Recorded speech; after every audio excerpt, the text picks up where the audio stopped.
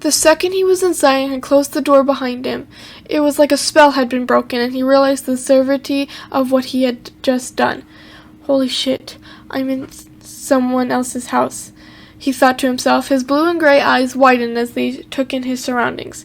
No one else seemed to be home, luckily, or he would have been in deep trouble. It was dark inside. The man hadn't left any lights on before he had left, so Shoto hoped no one passing by outside would be able to see him in here.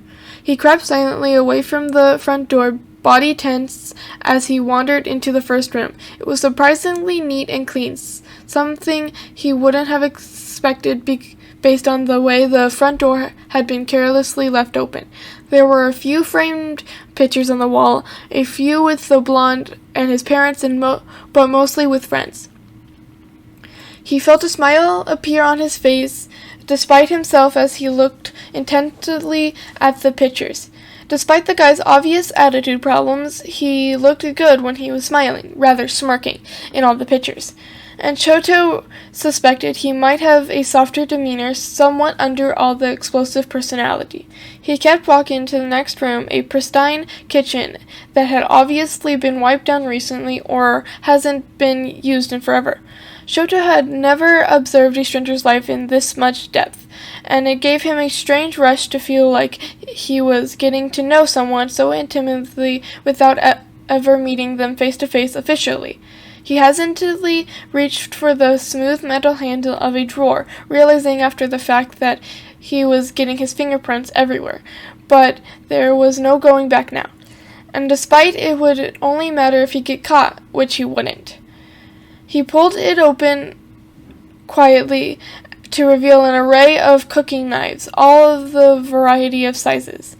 Geez, he muttered, shaking his head. He realized this guy had a lot of stuff, and Shoto wondered how the hell he was so well off at his age. Shoto himself was only 22 and living in a crappy, run-down apartment. He had moved out as soon as possible to escape his family.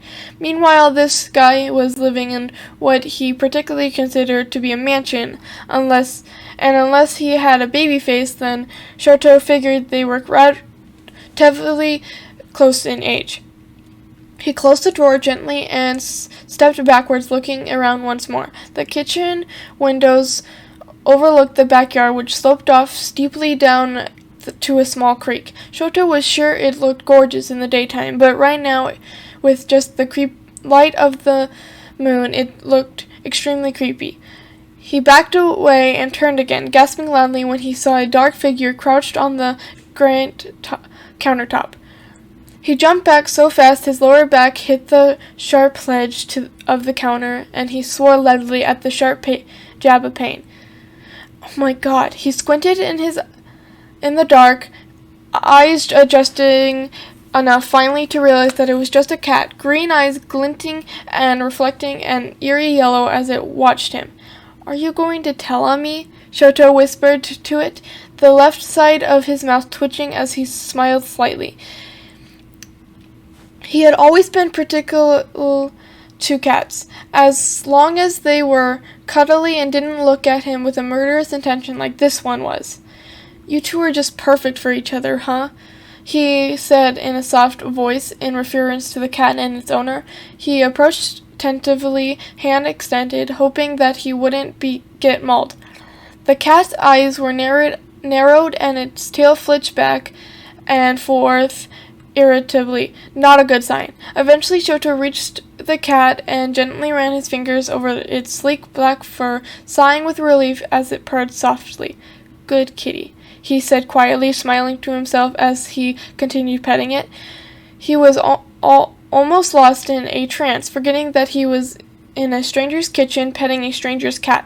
Eventually, though, the cat got bored, as they always do, and leaped down silently from the counter, trotting back down the hall towards the front door. Not knowing what else to do, Shoto followed after it, realizing that he should probably get the hell out before he got caught and trapped in here. He knew he did not want to be on this guy's bad side, and breaking into his house was probably the fastest way to get there.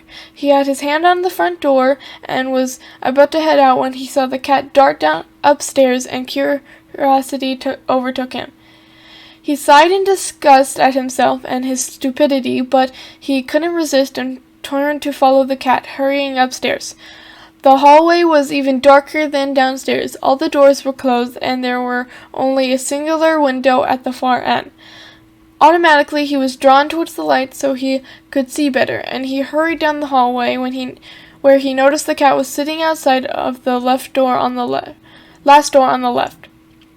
"Should we go in?" Shoto asked it with a small smile, as if it could answer back. It blinked up at him and licked a paw in response, which he took to me yes. So he quickly turned the handle and pushed the door open.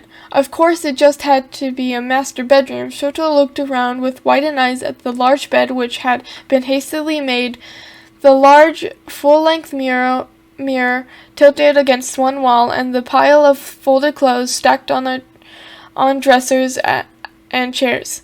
The cat meowed and leaped agilely onto the bed, curled up right on the pillow. "You better not shed everywhere," Shoto scolded.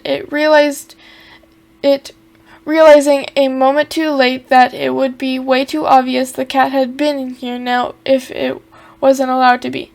"Damn it," he muttered, shaking his head. "We have to go. Come on."